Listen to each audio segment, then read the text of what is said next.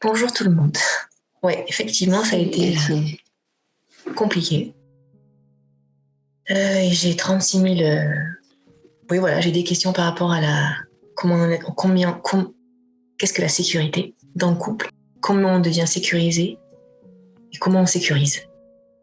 Ensuite, suite à ce qui s'est passé hier quand je suis arrivée chez moi, tu m'as demandé de lui parler.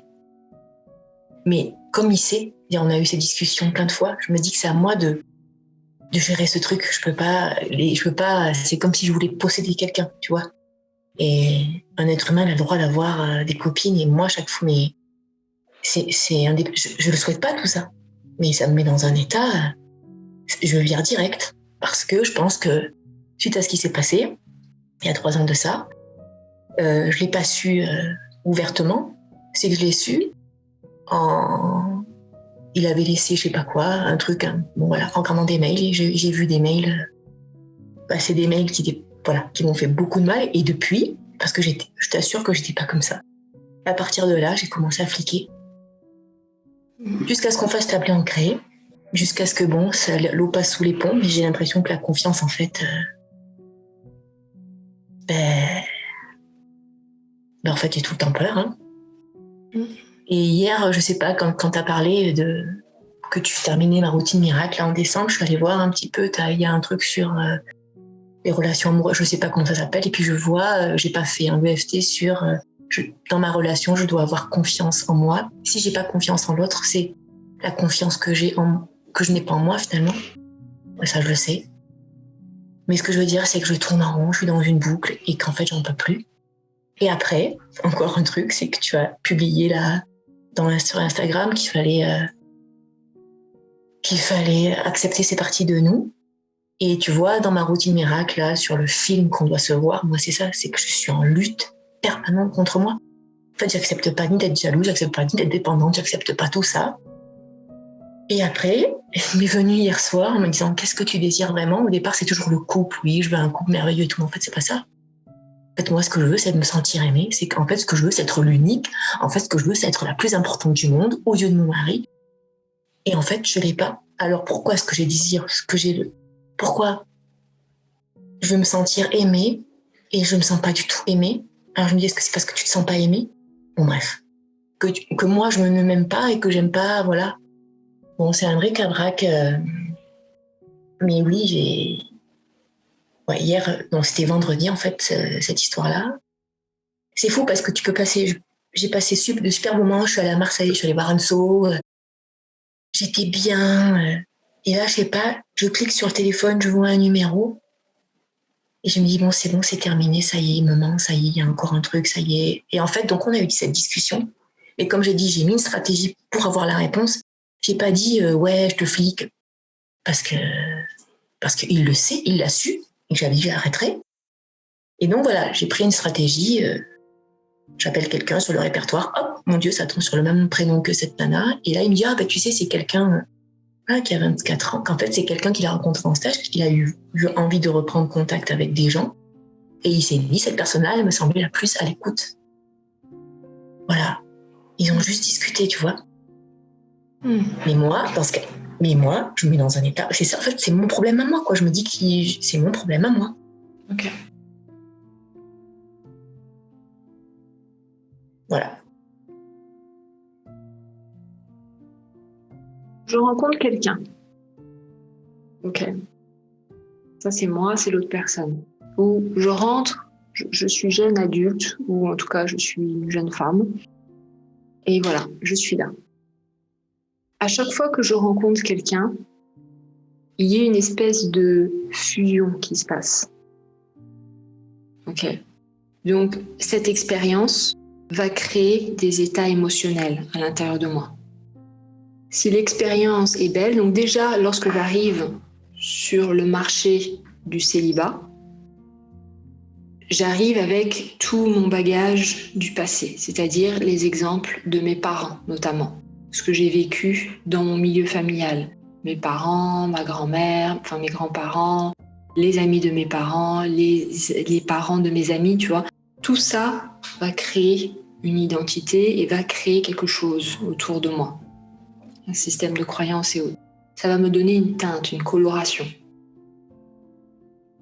Ensuite, à chaque fois que j'ai une rencontre, une relation, il va se passer des choses qui vont faire que ça va teinter mon expérience de tous les jours. Ok ? Si je rencontre un homme aimant qui prend soin de moi et je prends soin de lui, avec qui j'ai justement l'opportunité de m'ouvrir, ça va me teinter d'une certaine manière, voire même ça va m'aider à transformer certaines croyances du passé. Ok ? Et au fur et à mesure que je rencontre des personnes, je vais naturellement changer de teinte. Ok ? Ma teinte va évoluer. Mon système de croyance va évoluer. On est d'accord ? Qu'est-ce qui se passe si à chaque fois que je vois un homme, je me prends des coups ? Qu'est-ce qui se passe si à chaque fois que je vois quelqu'un, je prends des coups ? Naturellement, mon corps va se défendre. Ok ? Soit en mettant les bras, en se recroquevillant, en créant une barrière ou autre. D'accord ? Donc, il y a le bouclier physique et il y a le bouclier psychologique, émotionnel, spirituel.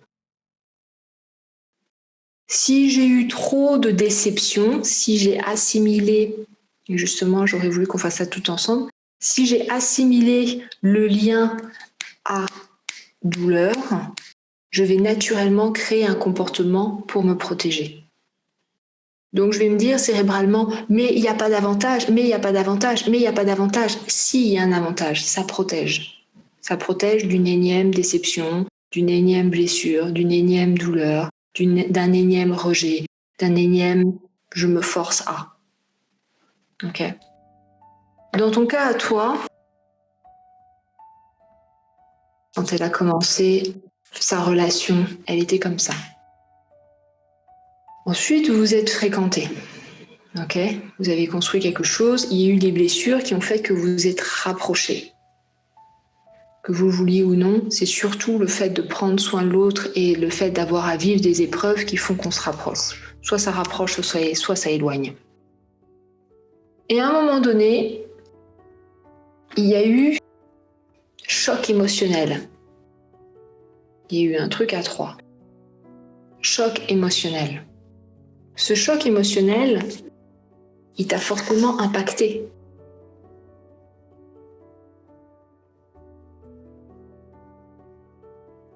Et là, aujourd'hui, tu es dans une peur de revivre ça. Donc, tu projettes constamment ça. Ok ? C'est normal d'avoir peur, Delphine. Et c'est normal, quelque part, d'avoir une forme d'inquiétude. Par contre, ton état émotionnel montre que, par contre, c'est pas stable.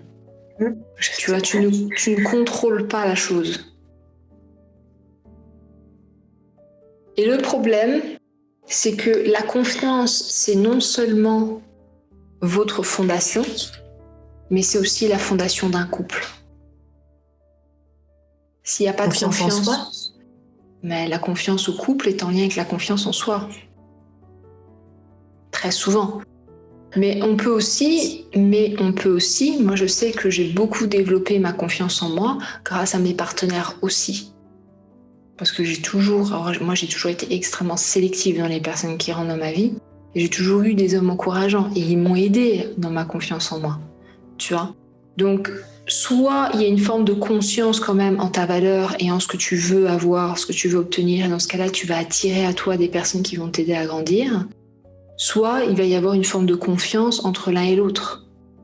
Mais la confiance, c'est le ciment d'une relation.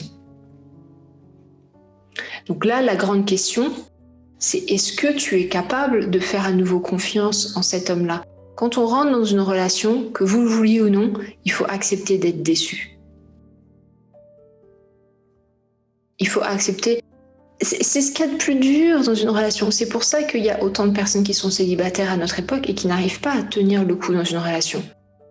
C'est accepter que l'autre puisse me décevoir. Accepter que l'autre puisse me rejeter. Accepter que l'autre puisse fuck up.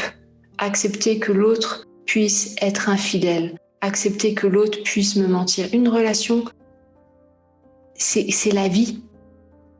Ça ne veut pas dire que ça va arriver, mais ça veut dire que j'arrête de poser des attentes sur l'autre qui sont inimaginables.